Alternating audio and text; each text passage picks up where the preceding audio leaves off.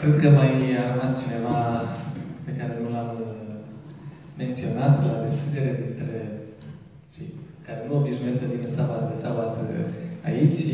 E vorba de Emanuel. Mai vine din când în când, are interese. Are sora lui aici, în Constanța. Sper că nu v-ați gândit la altceva.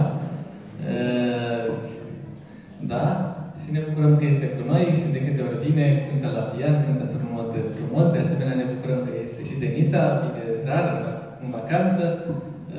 Ea este fiica comunității, dar de când este la liceu adventist, ajunge mai rar. Le spunem bun venit. În dimineața aceasta, așa cum am anunțat și la momentele devoționale și la anunțul, este ultimul sabat, este ultima zi din an. Privim cu tristețe, privim cu bucurie la anul care a trecut, privim cu speranță, privim cu teamă anul care vine. Vreau să încep prin a vă spune o poveste. Că spune despre un copil că într-una din zile a ieșit pe câmp, în bagajul lui purta o bâtă de baseball și o minge din aceea tot pentru baseball. Hotărât să meargă pe câmp să se antreneze. Și spunea despre sine, sunt cel mai bun baseballist. În România, jocul de baseball este mai puțin prezent, dar în America este un joc foarte popular. Sunt echipe și la un moment dat jocul începe când un jucător dintr-o echipă și un jucător din cealaltă echipă, unul trebuie să arunce mingea suficient de puternic astfel încât cel din echipa cealaltă să nu apuce să o lovească cu bâta. Și dacă reușește să o lovească, jocul continuă, trebuie să alerge jucătorii echipei să prindă mingea. Regulile nu sunt foarte clare, dat fiind faptul că acest joc în România nu este unul foarte cunoscut. Dar, în mare, cam aceasta este ideea. Și copilul nostru merge pe câmp, hotărât să se antreneze, să devină cel mai bun jucător de baseball. Și a luat mingea în mână, mingea de baseball, a aruncat-o în sus și, în prima încercare, să o lovească cu bâta. Însă, când a dat pe lângă. S-a uitat la bâtă, s-a uitat la minge, a luat-o din nou și a zis, sunt cel mai bun lovitor de baseball cu bâta. Sunt cel mai bun. A luat din nou mingea, a aruncat-o în sus și când a dat, din nou pe lângă. A luat din nou mingea în mână și a zis, sunt cel mai bun lovitor de baseball din lume, sunt cel mai bun. Și privește din nou mingea și o aruncă din nou. Și când o lovește, din nou pe lângă. Pentru a treia oară a ratat ținta, însă de data aceasta, a treia oară când a luat mingea în mână, a zis, wow! Sunt cel mai bun aruncător din lume de baseball. Pentru că jocul de baseball are un aruncător și un lovitor. Și dacă n-a reușit să lovească, el spune, sunt cel mai bun aruncător. Pentru că adversarul n-a reușit să lovească mingea cu bâta.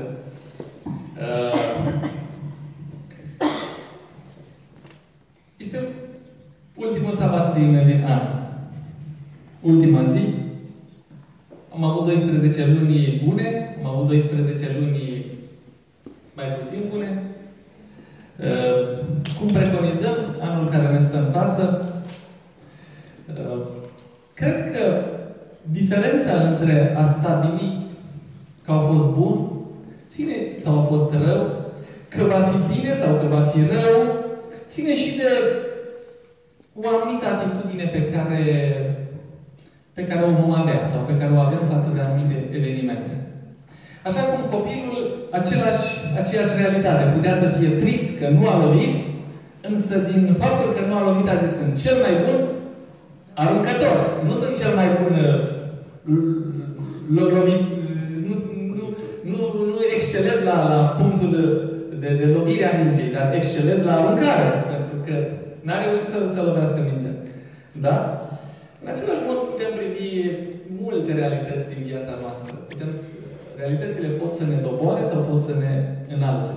Cred că este frumos faptul că, și aminteam lucrul acesta celor prezenți la ora de rugăciune, că Dumnezeu ne-a lăsat astfel de popasuri, final de an, în care să putem să ne gândim că o luăm de la început. Începe un nou an, viața se primenește, se înnoiește și încercăm cu noi resurse, încercăm să visăm, să ne luăm ținte, să punem obiective. De exemplu, am auzit deseori la început de an că doamnele spun anul acesta vreau să am un regim mai de viață, un stil de viață mai sănătos și le ține cam până când? Ianuarie, februarie, de la anul voi face reforme sau frați, bărbați sau surori care spun anul acesta vreau să acord mai multă atenție studiului Bibliei, să citesc mai mult, să mă documentez mai mult și ne ține cât? O vreme. Și apoi anul acesta vreau să... Și ne punem anumite obiective, anumite ținte și pornim anul așa, multă râvnă și mult entuziasm. Iar după aceea lucrurile încep să se mai regleze într-un fel poate mai puțin visat la început de an. Însă lucrul acesta este bun, pentru că Dumnezeu l-a lăsat și Dumnezeu ne transmite prin realitatea aceasta că El este Dumnezeul celui de-a doua șanse, a treia șansă, a cincea șansă. Dumnezeu ne oferă șansa unui nou început. La botez, anul nou. Sfânta Cină este ocazia unei noi șanse, unui nou început. Fiecare sabat, încheierea unei săptămâni. Începem o nouă săptămână, este o nouă șansă. Fiecare zi, Scriptura ne îndeamnă să fie închisă în ea însă și să n-apună soarele peste mânia voastră. Începeți ziua următoare noi, fără poverile zilelor trecute. Un nou început, o nouă șansă. Cum privim noul an? Cu entuziasm? Cu teamă? Cu îngrijorare? Cu speranță? Îl privim pozitiv? Sau fără speranță? Așteptăm cu nerăbdare să vedem ce binecuvântări a pregătit Dumnezeu pentru fiecare zi din anul 2017. Cu siguranță că Dumnezeu a pregătit binecuvântări pentru mine și pentru tine, pentru fiecare zi. El are ceva special pentru tine. Și așa ca un copil ne bucurăm și așteptăm să vedem cu ce ne va surprinde Dumnezeu în 2017. Sunt curios, sunt nerăbdător să văd. Pe 16 decembrie a fost sărbarea cu tematica nașterii Domnului Iisus la școala Wilhelm Moldovan și au venit cadourile din altă țară, de la alți copii, pe vârstă, pe categorii, iar fiecare copil nu știa ce e acolo în cadou. Era unic, era special și toți așteptau cu nerăbdare să vadă ce e acolo. Imaginați-vă că Dumnezeu a pregătit cu un astfel de cadou pentru noi, pentru fiecare zi. Are acolo ceva special. Cum privești fiecare zi din 2017? Asemenea copiilor care așteaptă oare ce e? Oare ce va fi? Cu ce ne va surprinde? Ce bucurii sunt acolo? Ce binecuvântări sunt acolo? Sau putem să privim 2017 cu teamă? Va fi un an de criză. Iar trebuie să merg la servici. Iar trebuie să mă stresez. Iarăși atâtea greutăți. Iarăși necazuri. Teama zilei de mâine. Cum priviți?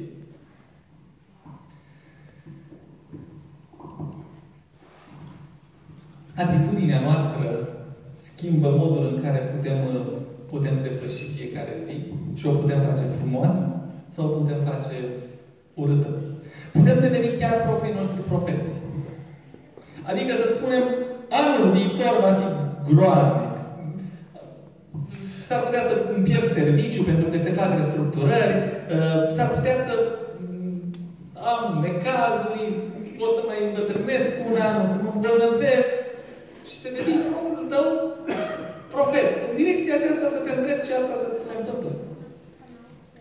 Atitudinea schimbă percepția și poziția ta. Dacă ai o atitudine pozitivă, lucrul acesta te poate îndrepta spre biruință, spre victorie. Chiar dacă treci prin valea umbrei morții, nu mă tem de niciun rău, că tu ești cu mine. Dacă vei trece prin foc, eu sunt cu tine, spune Dumnezeu. Dacă vei trece prin ape, eu sunt acolo. Prin orice ar fi să treci cu o atitudine pozitivă, sau poți avea o atitudine negativă. Și lucrul acesta să te doboare, să gândești sumbru, pesimist. Îmi place în Sfânta Scriptură și aș vrea ca să privim un erou, îl spun eu, un om al lui Dumnezeu, un om credincios, un bărbat al credinței. Îmi place exemplul Apostolului Pavel. Îmi place de el pentru că nu a lăsat ca împrejurările să-l dărâme, să zic așa. Împrejurările să-l cucerească. Îmi place atitudinea lui. Și cred că am putea să învățăm în dimineața aceasta, la final de 2016 și cu perspectiva unui nou an în față, câteva lucruri care ar putea să ne ajute să avem un 2017 maxim din ceea ce putem să fim noi. Maxim din ceea ce Dumnezeu a prevăzut în harul Său, în planul Său pentru mine și pentru tine. În Filipeni, capitolul 3, versetul 12 la 14, aș vrea ca să citim pasajul acesta care stă la baza meditației din dimineața aceasta. Spune Apostolul Pavel în felul următor. Nu că am și câștigat premiul sau că am ajuns desăvârșit, dar alerg înainte, căutând să-L apuc, întrucât și eu am fost apucat de Hristos Iisus. Fraților, eu nu cred că L-am apucat încă, dar fac un singur lucru. Uitând ce este în urma mea și aruncându-mă spre ce este înainte, alerg spre țintă pentru premiul chemării cerești a lui Dumnezeu în Hristos Iisus. Gândul acesta, dar, să ne însuflețească pe toți care suntem desăvârșiți. Amin. Cred că cu acest pasaj în minte am putea să ne gândim sau să ne îndreptăm spre 3 sugestii pentru a face ca acest an să fie un an care să ne ofere maximum din ceea ce Dumnezeu poate să ne ofere în viața noastră. Aș putea să vorbesc despre 3 direcții pe care dacă ni le-am asumat am putea să avem randament maxim. Viața noastră să aibă o atitudine frumoasă și să fie în culori vii și strălucitoare, indiferent că pașii ne sunt purtați prin zone cu umbră sau prin zone cu soare. Primul lucru, spune Apostolul Pavel că el aleargă spre țintă. Are ce? O cursă de realizat. Cursa aceasta se desfășoară la infinit. Este o cursă care este limitată de ce? De spațiu și de timp.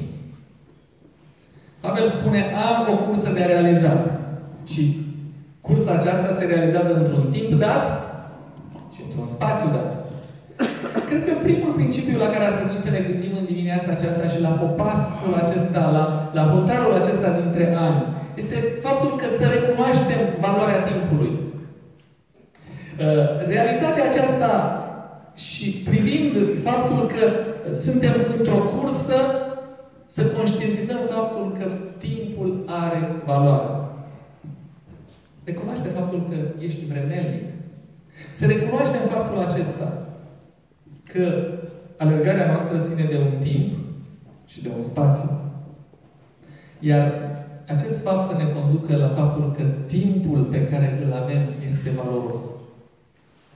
Cum prețuim un an? Care este valoarea unui an? Este mare? Depinde pe cine întrebi. Cred că dacă nu este aici, am întrebat pe cineva care tocmai și-a pierdut un examen și trebuie să mai aștepte încă un an până are posibilitatea să repete anul acela, ne poate spune cât de valoros este un an. Cât valorează o lună? Cred că cel mai bine ar putea să ne spună o mamă care a dus pe lume un copil prematur. Cât valorează o lună? E foarte mult. Cât valorează o săptămână? Cât valorează o oră? Cât valorează un minut? Ne poate spune cineva care tocmai a pierdut trenul sau avion? Valorează un minut? Foarte mult. Cât valorează o secundă? Ne poate spune cineva care a pierdut aurul olimpic? Pentru că altcineva a fost cu o secundă înaintea lui. Valorează? Enorm. O secundă este distanța de la glorie sau înfrângere. Cât valorează timpul? Depinde pe cine întrebe. Ce face ca cineva sau ceva să fie valoros? Lipsa obiectului. Ei bine, au fost, știți cu toții, copilăria mea și chiar și acum mai ne ajut părinții. Părinții mei se ocupă cu grădinărit în agricultură. Și obișnuiam de mic copil să merg la piață. Ei bine, când era marfa pe piață, marfa pe care eu o vindeam, ce se întâmplă cu prețul când e multă marfă? Scade! Când piața era plină de roșii, când piața era plină de pepeni, atunci prețul, valoarea scădea. Când eram singur în piață, atunci creștea prețul. Valoarea creștea la aceeași marfă. Sau uneori, marfa era de o calitate inferioară celei pe care o vândusem cu o săptămână în urmă la un preț mult mai mic. Dar valoarea era alta. Pentru că obiectul nu era disponibil, era puțin. Și asta lucrurile și în ceea ce privește timpul. Dacă întrebi un tânăr, valorează pentru el timpul foarte mult, își permite să piardă timp. Timpul e destul. Cineva înainte de vârsta de 30 de ani privește viața, e timp, berechet. Cineva care a depășit 50-60 de ani și își dă seama că ce a rămas e mai puțin, cum gândește?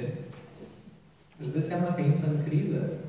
Că timpul lui, la 70, 75, 80, pentru cei mai tari, a rămas puțin și se împuținează, se scurge. Pentru aceștia, timpul este valoros. De aceea, de multe ori, bătrânii spun tinerilor, nu pierdeți timpul, folosiți timpul, dați valoare timpului. Depinde pe cine întrebi. Timpul pentru unii este valoros, iar pentru alții de o valoare mai mică.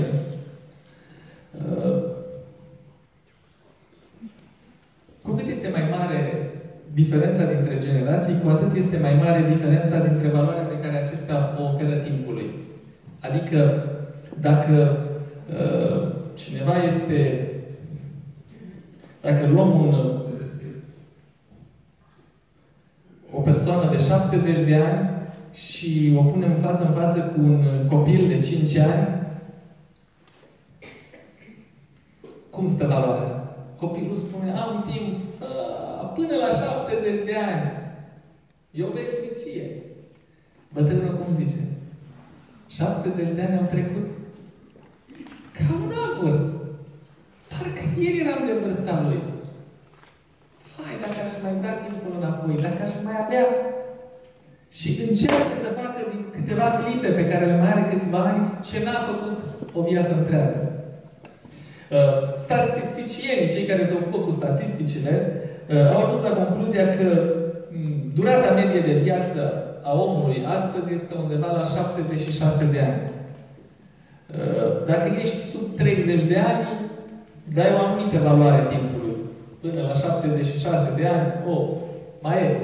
Nu pui preț pe fiecare clipă. Însă cu cât te apropii de vârsta aceasta, cu atât valoarea timpului este mai mare. Poate că ați dat și dumneavoastră, sunt unele statistici interesante care spun că pentru o persoană de 75 de ani, cam 3 ani și jumătate, i-a petrecut în școli. Gândiți, anii aceștia 24 de ore. Adică 3 ani și jumătate i-a petrecut stând la școală, în bancă. Dintr-o viață de 75 de ani, 3 ani și jumătate îi petrecem în bancă. Da? Cam 7 ani mâncăm. Dintr-o viață de 75 de ani, 7 ani, adunați timpii, 7 ani stăm la masă. 24 de ore.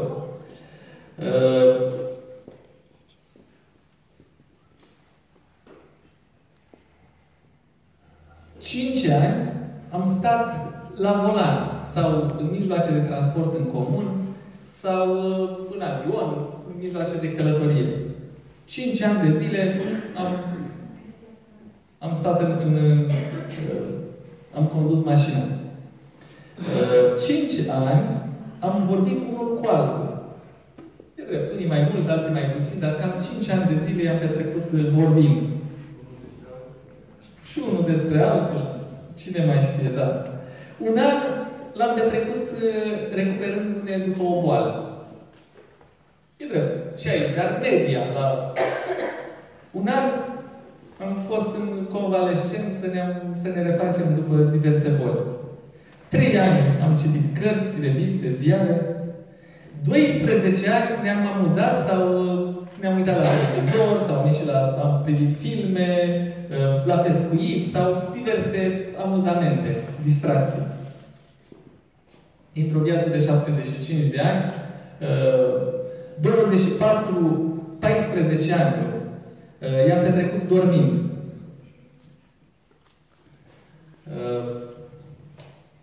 Iar cineva a mers mai departe cu studiul acesta și s-a gândit că pentru un bărbat de 75 de ani, care a mers sâmbătă de sâmbătă la biserică, de la copilărie până la 75 de ani, cam cât timp a petrecut în biserică? Aproape 6 luni. Cam 6 luni i-am petrecut în biserică. Iar să presupunem că am mers și la ora de rugăciune de miercuri seara și am venit de la ora de rugăciune de dimineață și am mers și după amiază și vineri seara, se ajunge la aproape 12 luni. Într-o viață de 75 de ani, aproape 12 luni le petrecem în biserică. Gândiți-vă acum comparație. 5 ani îi petrecem în automobil, iar aproape 12 luni la biserică. Și uneori mi se pare că e prea mult. Prea mult stăm la biserică. E mult? 12 ani ne amuzăm la televizor sau în anumite distracții și 12 luni maxim pentru cei mai evlavioși, cei mai credincioși, cei mai prezenți la biserică, 12 luni în închinare și în părtășie cu frații. S-ar putea să spună ceva despre modul în care ne administrăm timpul și modul în care îl valorificăm. Despre prioritățile noastre. Primul lucru pe care aș vrea să-l spun în dimineața aceasta, privind la faptul sau conștientizând faptul că timpul nostru este limitat. Să dăm valoare timpului. Dacă putem face ceva în 2017, încercați să dați valoare timpului. Biblia ne învață că timpul nostru este limitat pe acest pământ. Însă mai mult decât atât, Biblia ne învață că viața este incertă și că timpul nostru este într-un vas rezistent sau într-un vas sensibil. Este greu să se spargă sau este ușor? Este ușor. Timpul nostru, viața noastră este într-un vas fragil, care oricând se poate sparge. Nu cunoaștem viitorul. Iar lucrul acesta ar trebui să ne conducă la ce? Să ne conducă la conștientizarea faptului că viitorul nu ne aparține. Iar ziua, timpul nostru este timpul prezent de astăzi. Astăzi este ziua noastră. 2 Corinteni, capitolul 6, versetul 2 spune căci El zice: la vremea potrivită te-am ascultat, în ziua mântuirii te-am ajutat. Iată că acum este vremea potrivită. Iată că acum este ziua mântuirii. Ziua care ne aparține este ziua care? Mâine? Astăzi. Și dacă putem face ceva pentru anul care ne stă în față, este să dăm valoare timpului. Să facem alegeri înțelepte și să profităm de fiecare astăzi, de fiecare zi pe care Domnul ne-o dă și să o folosim ca zi a mântuirii noastre. Iar Evrei, capitolul 3, versetul 15, spune: câtă vreme se zice astăzi. Astăzi, dacă auziți glasul Lui, nu vă împietriți inimile ca în ziua răzvrătirii. Pentru că viața este nesigură. Să profităm de timpul pe care îl avem. Apostolul Pavel spune: alerg spre țintă. Am o alergare, iar alergarea mea este marcată de un spațiu de timp. Iar timpul acesta să-l folosesc cu înțelepciune. Al doilea lucru pe care aș vrea să-l punctez în dimineața aceasta, pentru a avea un an care ar putea să fie binecuvântat și un an frumos. Pe lângă faptul că să folosim timpul cu înțelepciune, să dăm valoarea timpului. Am mai vorbit despre lucrul acesta și în ocazia Sfintei Cine. Despre al doilea punct. Nu fiți robii trecutului. Nu rămâneți robii trecutului. Dumnezeu ne-a lăsat capacitatea de a avea memorie. Iar în memoria noastră adunăm ce? Lucruri pozitive și lucruri negative. Atunci când ne gândim la lucrurile plăcute, ce se întâmplă cu tonusul nostru? Se ridică, se entuziasmează. Când ne gândim la lucrurile rele, gândim rău, ne descurajăm.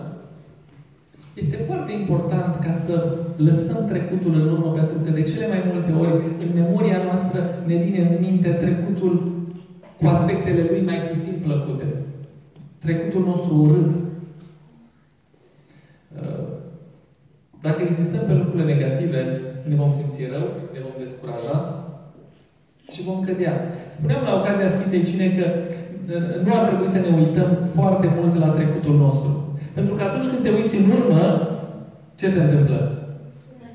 Nu mai poți înainta.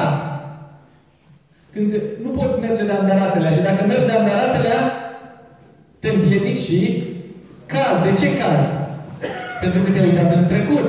Pentru că te-ai uitat în urmă. Când te uiți în urmă, poți să vezi lucruri bune sau poți să vezi lucruri rele, dar tot în urmă te uiți și poți cădea. Când te uiți în urmă la lucrurile bune, riști să te mândrești și să nu mai înaintezi. Și când te uiți la lucrurile rele, te descurajezi și îți pierzi nădejdea. Nu fiți robii trecutului. Poate că anul 2016 a însemnat pentru tine o dezamăgire. Poate că anul 2016 a însemnat o pierdere. Poate că anul 2016 a însemnat anumite păcate urâte în viața ta. Lucrurile acestea te pot paraliza. Îți pot paraliza înaintarea, îți pot paraliza viitorul și poți face ca și anul 2017 să fie un an plin de nerealizări și plin de căderi. Îngroapă trecutul în mâna celui care îți este mântuitor. Așează trecutul tău în mâna celui care a venit să moară pentru tine, în mâna lui Iisus Hristos, care poate să-l șteargă și să-l arunce în marea uitării. Debarasează-te de el, nu-l lua cu tine. Încredințează-l Mântuitorului tău și lasă-l să rămână în urmă. Ce spune Apostolul Pavel, versetul 13? Uitând ce este în urmă. Pavel avea multe de uitat. Avea multe de uitat? A persecutat biserica, a persecutat pe creștini. Dacă Pavel s-ar fi blocat la trecut, n-ar mai fi făcut niciodată lucrarea pe care el a făcut-o. Păi, mă vor asculta pe mine oamenii, eu care am fost prigonitor, eu care am făcut atât de mult rău. Pavel spune, uitând ce este în trecut. De asemenea, el spunea în 1 Timotei, capitolul 1, versetul 15, despre sine ca fiind cine? Avea multe de uitat. El spune despre sine că este cel mai mare dintre păcătoși, căpetenia păcătoșilor. E bine, o căpetenie a păcătoșilor trebuie să aibă multe în trecut, nu? Și el spune, uitând ce este în trecut, le-am lăsat în mâna celui care poate să ierte și mă arunc spre înainte, spre țintă.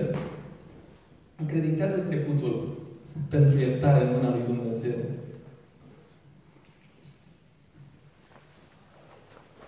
Nu rămâneți robi trecutului, nu rămâneți robi anului 2016, indiferent ce a însemnat el. Lăudați-l pe Dumnezeu pentru lucrurile frumoase și cereți iertare pentru nerealizări și mergeți înainte. Și al treilea lucru pe care îl descoperim din atitudinea frumoasă pe care Apostolul Pavel o are, este acela că descoper la Apostolul Pavel că el are prioritățile foarte clare. Instituieți prioritățile corecte în viața ta. Stabilește o prioritate în viața ta. Filipeni, capitolul 3, versetul 13 la 14 spune: fraților, eu nu cred că l-am apucat încă, dar fac un singur lucru. Câte lucruri face Pavel? Un singur lucru, uitând ce este în urma mea și aruncându-mă spre ce este înainte, alerg spre țintă pentru premiul chemării cerești a lui Dumnezeu în Hristos Iisus. Pavel spune: fac un singur lucru, mă apropii mai mult de Iisus Hristos, aceasta este ținta mea. Câte lucruri făcea Pavel? Un singur lucru? Cu siguranță Pavel a făcut multe lucruri. Pavel făcea corturi, dacă citim în epistolele sale. Era făcător de corturi, da? Ce mai făcea? A întemeiat biserici, a vindecat pe oameni, a scris scrisori, a predicat și cu siguranță că multe alte lucruri. Dar el când spune despre sine, că el spune: am un singur lucru, o țintă. Multe lucruri, dar o singură țintă. Avea o prioritate: să câștige premiul chemării lui Dumnezeu în Iisus Hristos. Vreau să vă arăt ceva, să ilustrez ceva lucrul acesta. Am pregătit aici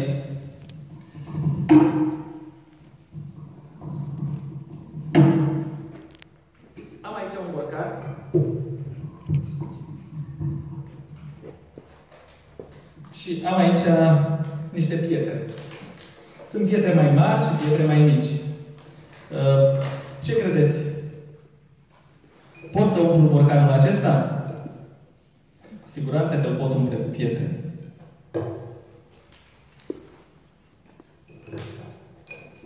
Cam așa este viața noastră, asemenea acestui borcan, în care trebuie să introducem lucruri foarte mari. Aș vrea să vă întreb, este plin borcanul acesta? Nu este plin. Mai merge să pun în el.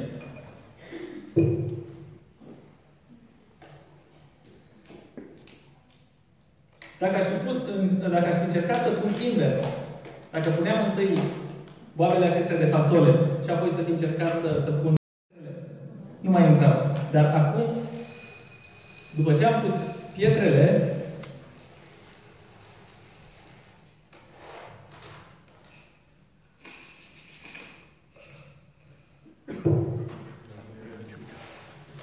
cu siguranță că era mai bun decât da.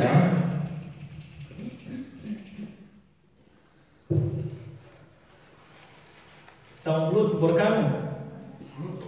S-a umplut sau nu? Ce credeți? S-a umplut? Nu. Mai pot să mai pun în el.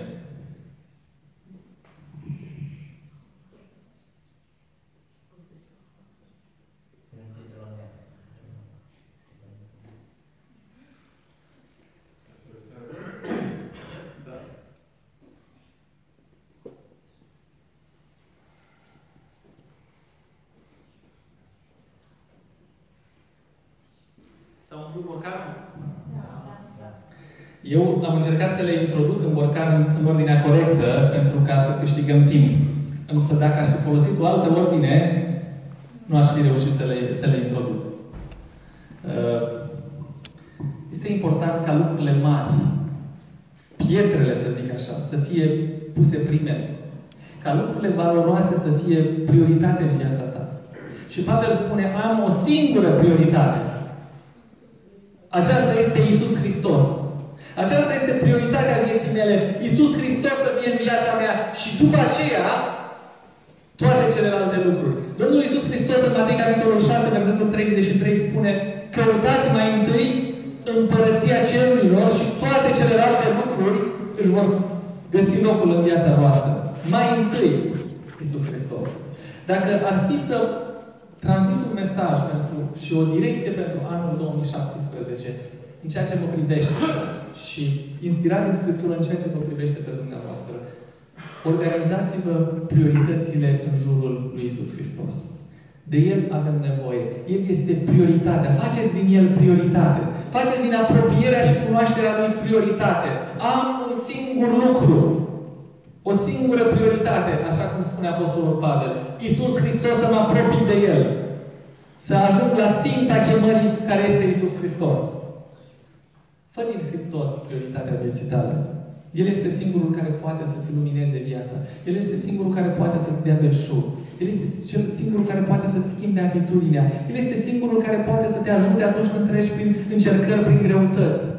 Și același încercare să o percepi într-un mod diferit. Cu Iisus Hristos treci mai ușor.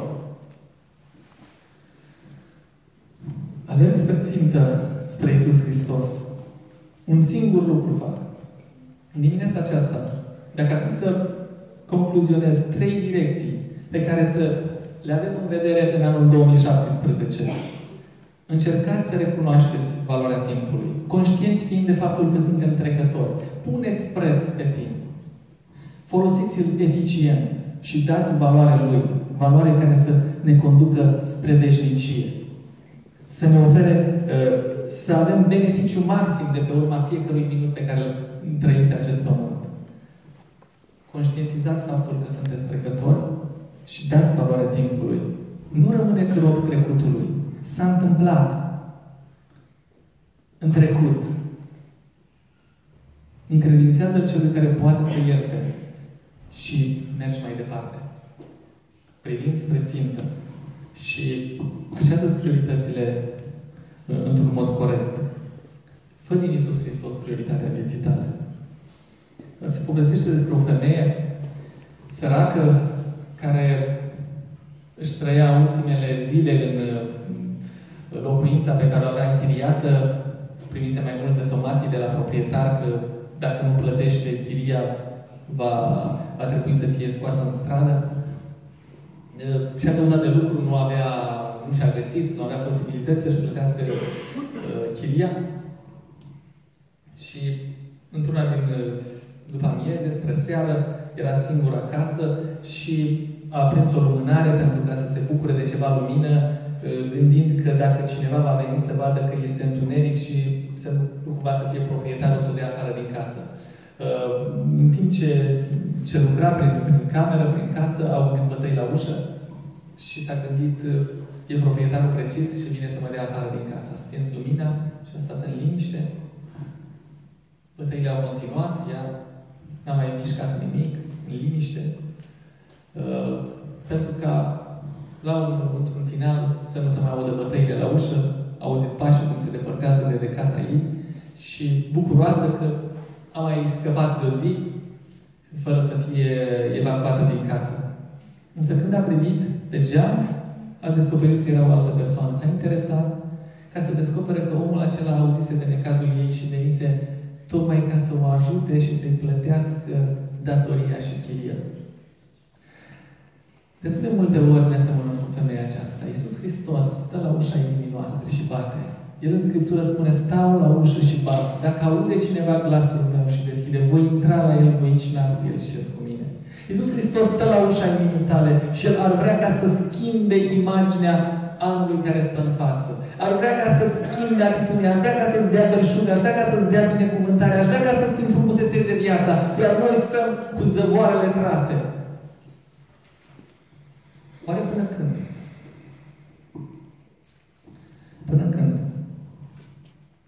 Iisus încă bate la ușa inimii tale. El dorește să-ți elibereze povara. Povara trecutului. El vrea ca să te ajute să te debarasezi de trecut care îți stă în spate. Cât mai ignori bătăile Lui la inima ta? Cât îl mai ții departe? Iisus Hristos vrea să te ajute să conștientizezi faptul că timpul pe acest pământ îți este limitat, dar El vrea să-ți deschidă o perspectivă a veșniciei. Cât îl mai ții departe? Iisus Hristos vrea să facă parte din viața ta. Îi vei deschide. Îmi doresc mult ca prioritatea ta și prioritatea mea pentru anul 2017 să fie Iisus Hristos. Iar dacă El își va găsi loc în viața noastră, celelalte își vor găsi de asemenea și vor avea sens. Dacă vom încerca să schimbăm ordinea, s-ar putea ca Iisus să rămână dincolo de ușă. Să continuă să bată, pentru că în lăuntru inimii tale și în lăuntru casei tale să nu-și găsească loc. Dorești să-i deschizi ușa? Dorești ca 2017 Iisus Hristos să fie în casa ta? Dorești ca Iisus Hristos să fie în 2017 în inima ta? Dacă dorești lucrul acesta, veni să ne ridicăm pe picioare și să-i spunem și Lui. În rugăciune.